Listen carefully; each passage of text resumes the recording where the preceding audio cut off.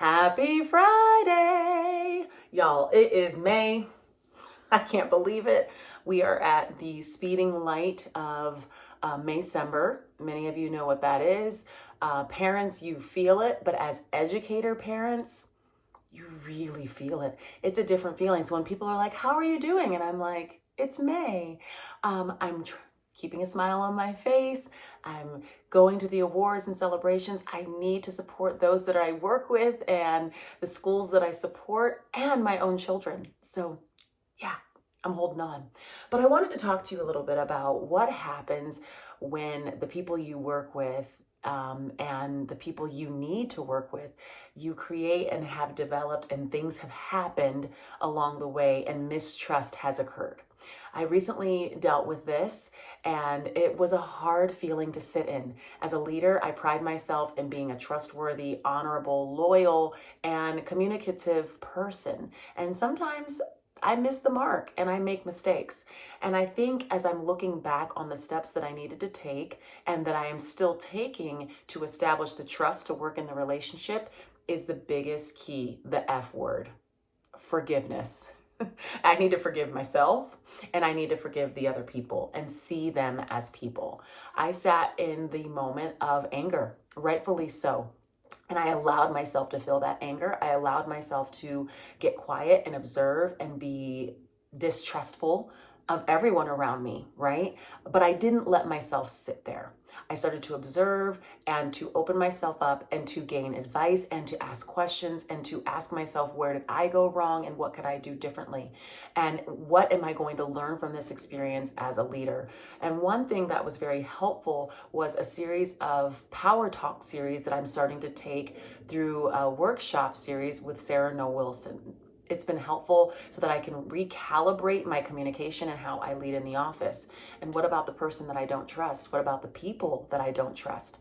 I had to take a few steps, and I think I'm halfway down. There's steps that you have to establish, and one of them is to express your feelings and concerns.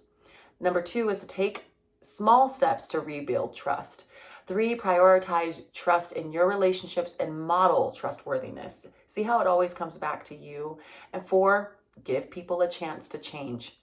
I really had to sit there with this one. I am at step 4, I believe, with some of the people, and I'm seeing it, but I feel like I need more time, and I'll tell you why in a minute.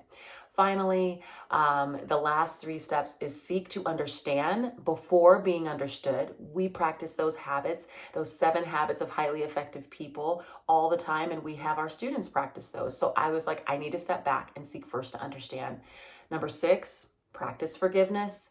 And number 7, seek professional help if needed. And I feel like I've done those steps and I'm out of order and I'm stumbling and I'm revisiting those steps and I'm coming back and forth and I'm trying to figure out how can I model trustworthiness? How can I be open to allowing these people, this person, this individual to change? And I think I know the reason why I'm faltering on this step. I'm a communicative. I like to communicate. I like to talk. I like to have uncomfortable conversations. And I haven't been able to be open and honest with these individuals and really say, girl, what happened? Like, why did you? And what were you thinking? And why didn't you just, and what happened? And I have to let go of that. I have to be like, that conversation may not happen, Michelle, and you need to sit down, have a few seats, and just embrace that and embrace that uncomfortableness and rebuild the trust a different way, because maybe they don't want to talk about it. Maybe they feel ridiculous that they took the steps that they took and they are not ready to talk about it. You are not at that friendship level right now. So hold back and hold your tongue. So that's where I'm at as I approach the end of the year. I'm working to rebuild trust with individuals and myself and to practice forgiveness. And I want you all to sit with how you can overcome trust issues with the people in your life that matter and the people that you have to interact with professionally and personally. And, that reminder of seeking professional help, how does that look to you? I'm going and doing workshop series for 30 minutes once a month so that I can make sure that I'm on the right path. Maybe I need a therapist. I know I need Jesus. So what do you need? And how can you keep the trust in the areas of where it matters the most? Those are just some Friday facts. Have a wonderful day. Make it a great weekend. Take care.